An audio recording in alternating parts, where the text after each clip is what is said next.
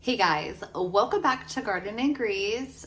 Even though the kitchen is undergoing some more remodels, we're getting our backsplash done. Why, hello Gertie. She had to come and investigate. I still want to get some preserving done, specifically my tomatoes. Now, I had tested a recipe as a very small batch, like a one meal like size batch, to see if the whole family agreed that it was a great recipe before I make a whole bunch of it. I have 4 bags of tomatoes here that we're gonna get to processing. And we are doing the Every Bit Counts challenge hosted by the Three Rivers Homestead. And so this, I don't even know what day of the month it is. It's like the 22nd, I believe. I could be wrong.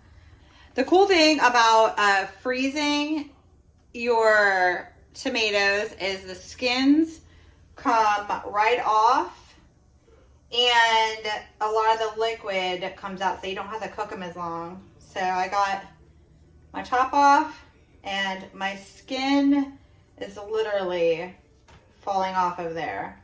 I need another bowl because we're going to save these skins and dehydrate them. Okay, it worked out to be 11 pounds. There's still a lot of room in that pot. I might thaw some more tomatoes out to go in it. Put some of my skins and cores and stuff. All right, I got this on medium heat. And we're gonna let it simmer without the lid on and try to get it to reduce down a little bit. All right, our sauce has worked down to, gosh, about half it seems. I'm gonna start putting this through a mill. Okay, so our sauce has worked down quite a bit. It broke down any of the big chunks and such.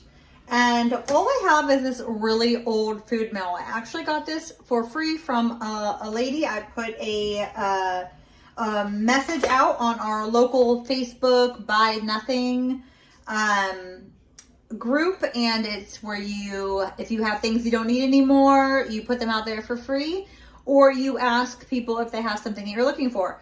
I asked if anybody had any of these, and this is really old. It's even got like the wood handles on it still, which I think is really cool, but it works really good. I don't have a lot of space for big kitchen gadgets, nor do I have the extra money to buy any brand new.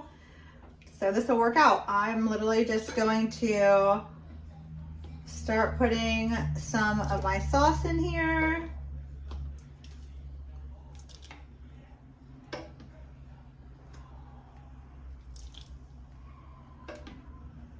Could have just used my big scooper and scooped a bunch out. And I just turn. I turn for a little while this way, and then I turn back this way to scrape the bottom, and then go back at it again.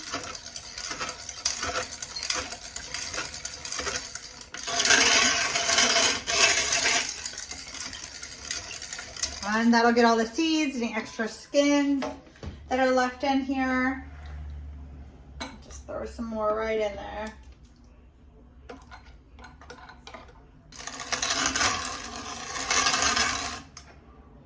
Okay, so that's what we have left in there. Let me try to get you a closer look without dripping everywhere. Is just the seeds.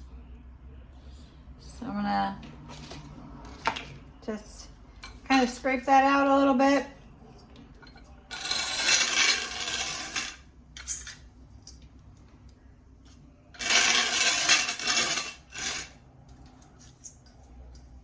I still have a whole bunch to do, but doing it just for those couple minutes, I have quite a bit of wonderful sauce.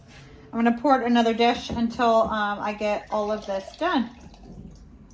Okay, so the vegetables that I'm chopping up and adding to our sauce is 2.5 cups of onions and about a cup of green peppers. Might as well throw a handful of garlic cloves crushed up. And I used my food processor to chop them all up really good, really fine. You don't have to, you can leave them nice and chunky. But I like my base sauce to have the really finely chopped up veggies into it. I'm gonna be honest, I'm not completely following an exact recipe. I say mixture of recipes. Let's see, we have about a cup. All right, this is where we're at right now with all the veggies in there. Now we're gonna add spices and seasonings. All right, so what I'm gonna add is 2 teaspoons of salt,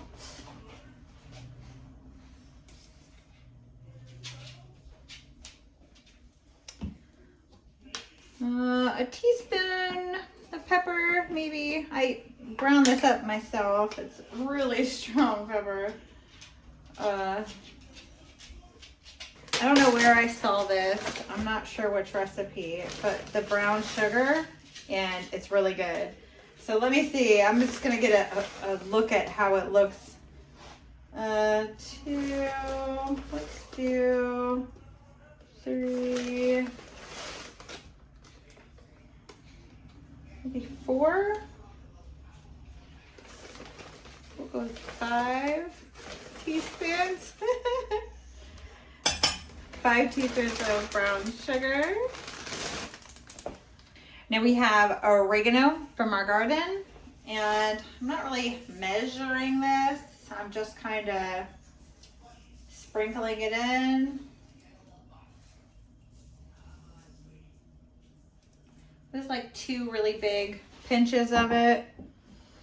And I didn't really grind it up very good, so they're kind of big chunks right now, so I'm trying to squeeze them and grind them a little. And this is our basil. And I'm just gonna let this cook for just a little bit, make sure it's a good consistency. We don't like runny sauce. I'd rather have it cooked all perfectly how we want it right now. And then when we open it up to go to use it, I don't want to have to sit there and cook it for a little while to get it at the right consistency. I want it there. So I'm going to go a little bit. Plus I want to get all the flavors infused really well in that sauce. Then we'll come back. Oh, by the way, so the initial boil down was about 2 hours before we milled all that out. And I never ended up scooping any juice out. We really got most of the juice out when we froze them and thawed them. The juice just kind of came out of the tomatoes then. So there wasn't a whole lot of cook off. I was more just trying to get the tomato itself to break down really good before we milled it.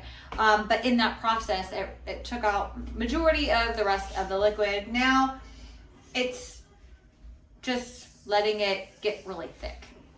Okay guys, we are all set up and ready to go. Our sauce is at the perfect thickness for our liking. My jars are hot. They don't have to be boiling or sterilized because we are going to be hot water bath king this for 35 minutes. And I have my juice from my test batch yesterday. I'm also going to can this up. I had the refrigerator, I'm warming it up. So I'm gonna bring that to the front burner, which I prefer this front burner. I just remembered it, so I gotta get it warmed up. This will give us some time here. All right, this might be a better view for you. And it'll still work for me. Now I'm gonna pull jars out. I'll just do one right now so I can show you. Now, depending on where you read, some say you don't have to add any lemon juice at all. Some books say 1 tablespoon per quart. The USDA says 2. And though I believe that's going to change our flavor, I'm going to follow the USDA's 2 tablespoons per quart. Then we're going to ladle our sauce in there. Now, when we buy sauce, we really like the tomato basils. That's why I really like to add our basil, and I know our basil is awesome. So this is really basil-y and really good. I ended up adding a little more pepper, salt, and brown sugar to the mix. I think a teaspoon of salt, a teaspoon, almost a teaspoon, more like a half a teaspoon of pepper, and another teaspoon or two of brown sugar. Now we're going up to a 1/2 inch of headspace. I'm doing this in quarts because this is what we use. We use a full quart whenever we make tomato, we make spaghetti. So I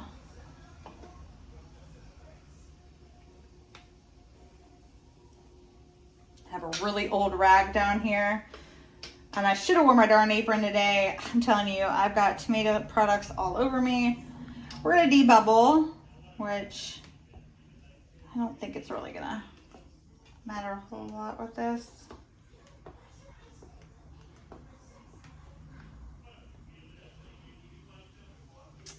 And we need a 1/2 inch. So we need a little bit more.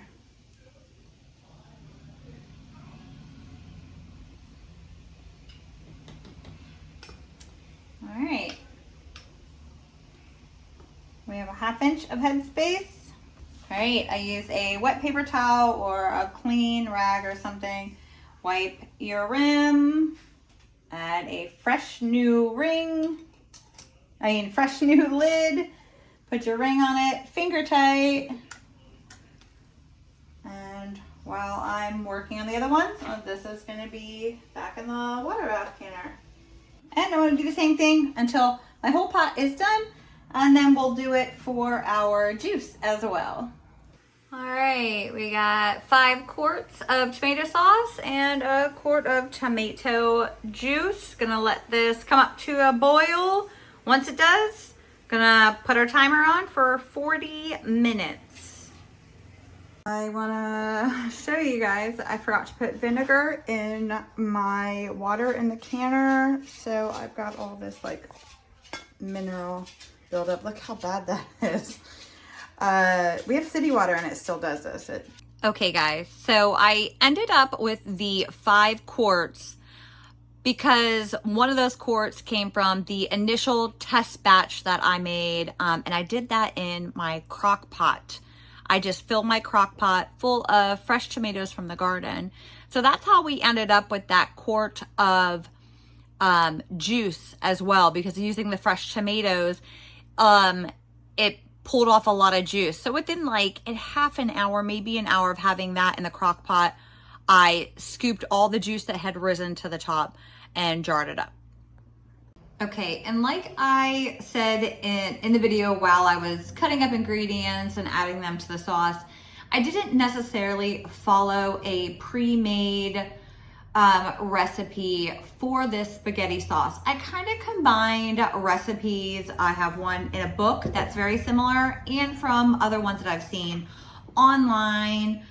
And I use this book a lot in a lot of my videos. I really like it. It has a lot of really good recipes in it. And when you're seasoning, taste it as you go to get an idea if it actually tastes like something that you want to spend your time canning up, preserving, and putting on your shelf and then eating later on. If the recipe that I'm saying the ingredient amounts to, kind of based off of one of these, 2 of these recipes in the book, you're gonna get more like 3.5 to 4 quart-sized jars from that recipe. So just adjust accordingly. If you want more, double it, that idea. It was just a smaller kind of batch I wanted to work through. I've been doing small batches because the Every Bit Counts challenge has really pushed me to preserve so much more food than I've ever done in 1 month. And I like kind of doing it in smaller batches. I also, though it does take a lot of time to make the sauce, most of it is hands-off time, except for like putting your tomatoes in, milling them down, which was actually really pretty quick. I mean, it's a manual mill, but it's actually pretty quick. And then chopping up your vegetables, throwing them in, and then jarring up. I mean, most of it is hands-off time. Yes, it like literally takes all day from beginning to end, depending on how long you cook your sauce down for, to get to the consistency you like. But one note, I will next time add a small can of the tomato paste, like store-bought tomato paste, a small can, to a batch this size. So that is a suggestion that I would add, and I'm gonna do it next time, which will probably be in the next week or two, because I still have a whole bunch of frozen tomatoes that I want to get canned up. We need space in our freezer. I hope you're enjoying these preserving videos.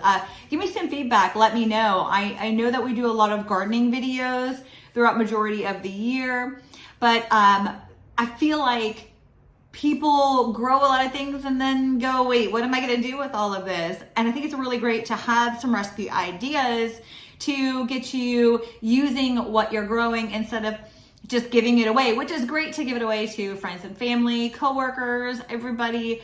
But it's nice to really be able to keep those vegetables at home, put them on your pantry shelf, and stand back and look at them in awe of all the work that you've done and what you've produced. It's pretty amazing.